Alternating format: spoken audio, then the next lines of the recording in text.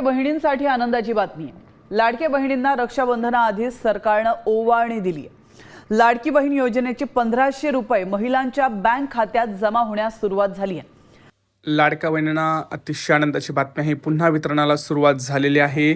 काल संध्याकाळी रात्री उशिरा पैसे यायला सुरुवात झालेली आहे।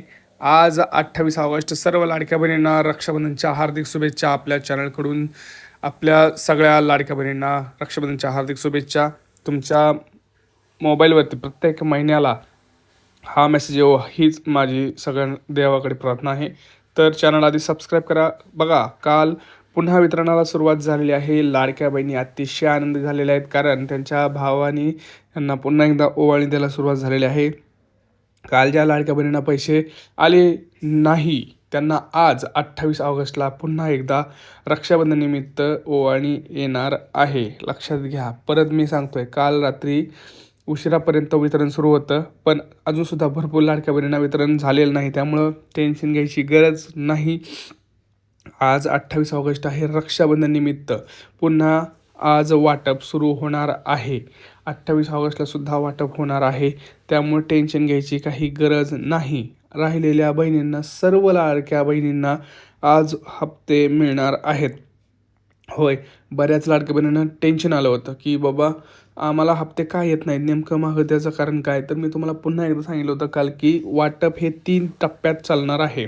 26, 27 आणि 28 हे 3 दिवस वाटप कंटिन्यू राहणार असल्याची माहिती मी तुम्हाला आधीच दिली होती। त्यामुळे आपल्या चॅनलला सबस्क्राईब करा, कारण सगळ्यात अगोदर महत्त्वाची माहिती ही आपण देत असतो आणि सगळ्यात इम्पॉर्टंट माहितीसुद्धा आपण देतो, कारण सगळ्यात खरोखर माहिती आपणच काढत असतो। त्यामुळं चॅनल सबस्क्राईब करा आणि कमेंट्स करा कोणाकोणाला हप्ता आलेला आहे।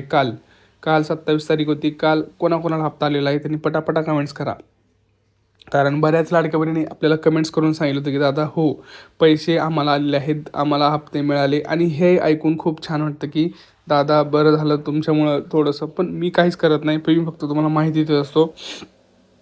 पण मला ज्यावेळेस तुम्ही कमेंट्स करता की दादा हो पैसे आले, त्यावेळेस खूप छान वाटतं की बाबा आपल्यामुळं थोडंसं कोणाचं तरी चांगलं होत आहे। माझ्यामुळं होत नाही ॲक्च्युली, पण मी थोडीशी माहिती तुम्हाला देत असतो, त्यामुळं ते भारी वाटतं तेवढंच। आता भरपूर लाडक्या बहिणी अशी सुद्धा कमेंट करतात, दादा आम्हाला मागच्या 3 महिन्यापासून हप्ते आलेले नाहीत, मग आम्ही काय करायचं। ते तुम्हाला मी पुढे सांगतोच, पण आज नेमकं कोणत्या जिल्ह्यात वाटप होणार आहे, कोणत्या लाडक्या बहिणींना आज पैसे येणार आहेत, हे सुद्धा मी तुम्हाला सांगणार आहे। तर आज जर बघितलं आपण तर प्रामुख्यानं मुंबई, पुणे, सगळे जेवढे राहिलेले जिल्हे आहेत आपले 36 जिल्ह्यांमध्ये, आता बघा ज्यावेळेस वितरण सुरू होतं त्यावेळेस जर आपण बघितलं तर सरसकट वितरण होत नाही, काही काही जिल्ह्यामध्ये होतं, काही काही नाही। पण ह्यावेळेस आता सगळ्या जिल्ह्यांमध्ये हे वितरण होणार आहे, हे लक्षात घ्या। कुठल्या बँकेत होणार आहे, तर सर्व बँकेमध्ये ह्यावेळेस वितरण होणार आहे, कारण आज शेवटचा दिवस आहे आणि आज लाडक्या बहिणींना 100% पैसे मिळणं हे खूप महत्त्वाचं आहे। त्यामुळं सरकारनं हा निर्णय घेतलेला आहे की सरसकट सर्व लाडक्या बहिणींना सर्व जिल्ह्यांमध्ये वितरण हे करा। बँकेनं तसे आदेश दिलेले आहेत, आज सुट्टी नाही आहे ऑफिशियली, बरोबर। त्यामुळं आज लाडक्या बहिणींना 100% पैसे येणार आहेत, त्यामुळे तुम्ही टेन्शन घ्यायची काही गरज नाही। तुम्हाला आज 100% लक्षात घ्या, आज तुम्हाला 6 वाजेपर्यंत संध्याकाळी, सकाळी 9 वाजल्यापासून वितरणाला सुरुवात होऊ शकते। सकाळी 9 वाजल्यापासून ते संध्याकाळी 6 ते 7 वाजेपर्यंत वितरण हे चालू राहणार आहे। त्यामुळं राहिलेल्या सर्व लाडक्या बहिणींना पैसे हे 100% येणार आहेत, ह्याची सगळ्यांना खात्री आहे। आणि तुम्हाला माहिती आहे की प्रत्येक वेळेस ज्या भावाने शब्द दिला आहे ते बरोबर प्रत्येक महिन्याला तुम्हाला 100% पैसे देतात। स्वतः उपमुख्यमंत्री असतील, मुख्यमंत्र्यांनी सांगितलं आहे की ज्या लाडक्या बहिणी पात्र ठरतील अशा सर्व लाडक्या बहिणींना आपण प्रत्येक महिन्याला पैसे देणार आहोत। जोपर्यंत आमचं सरकार आहे तोपर्यंत आम्ही पैसे देणार आहोत, ही चांगली गोष्ट आहे। आता बघा नेमकं तुम्हाला काय करायचं, जर पैसे आलेले नसतील तर पहिली गोष्ट आहे तुम्हाला रेशन कार्डाची ई-KYC करा। भरपूर लाडक्या बहिणींनी ई-KYC केलेली नाही, मी वारंवार सांगतोय, रेशन कार्ड खूप महत्त्वाचं आहे। आता हे जे तुम्हाला पुस्तक दिसतंय काही दिवसांनी बंद होणार आहे, तुम्हाला कार्ड मिळणार आहे, रेशन कार्डाऐवजी कार्ड मिळणार आहे, आधार कार्डसारखं ते कार्ड असणार आहे। त्यामुळे ऑनलाईन पद्धतीनं तुमचं नाव दिसणं खूप गरजेचं आहे आणि त्यासाठी ई-KYC करणं खूप गरजेचं आहे। दुसरी गोष्ट, एकाच रेशन कार्डवरती 2 लाडक्या बहिणींनी लाभ घेतलेला आहे, त्यामुळे प्रॉब्लेम होत आहे. ह्या सगळ्या गोष्टी तुम्हाला माहिती आहेत. किंवा इन्कम टॅक्स जास्त तुम्ही भरला आहे, तर तुम्हाला नेमकं करायचं आहे काय आता? तर तुम्हाला सगळ्यात महत्त्वाचं मी सांगतो, लाडकी बहीण योजनेचा लाभ सुरू करण्याबाबत असा एका विषयाचा फॉर्म असतो. तुम्हाला काय करायचं आहे, महिला व बालविकास विभागात जायचं, तर म्हणायचं की माझा जो लाभ आहे तो मागच्या 3 महिन्यापासून आलेला नाही, तर मला पुन्हा एकदा अर्ज पडताळणी करायची आहे. तर मला लाडकी बहीण योजनेचा लाभ सुरू करण्याबाबतचा एक फॉर्म भेटतो. मी विषय सांगतोय तुम्हाला, लक्षात घ्या. हाच विषय जाऊन तिथं तुम्हाला विचारायचा आहे की विषय पुन्हा एकदा ऐका. लाडकी बहीण योजनेचा लाभ सुरू करण्याबाबत ह्या विषयाचा मला फॉर्म द्या.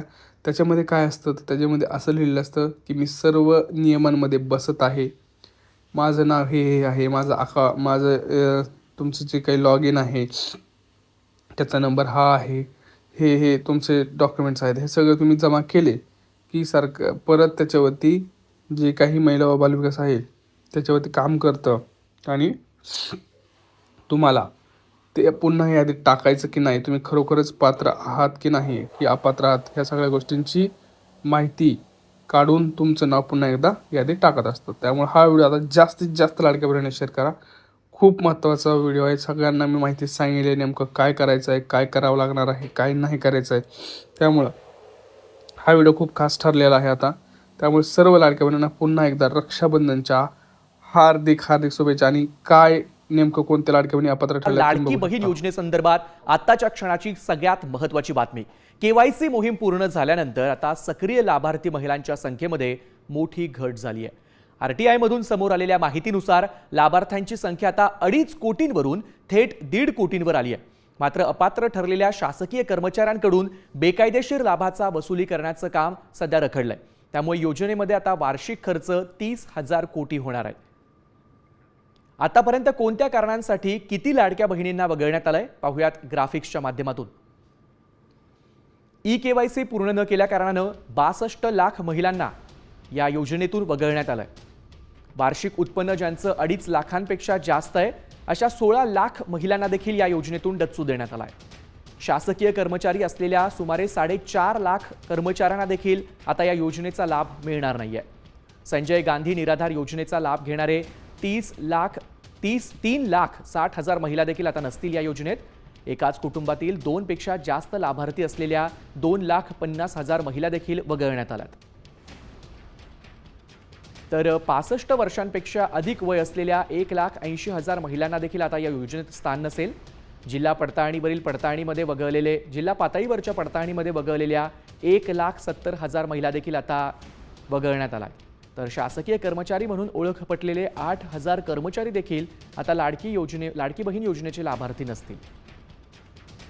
तर संजय गांधी निराधार योजनेचा लाभ घेणारे देखील आता या योजनेचा भाग नसतील. एकाच कुटुंबामध्ये 2,50,000 महिला लाभ घेत होत्या, त्या देखील आता या योजनेच्या लाभार्थी नसतील.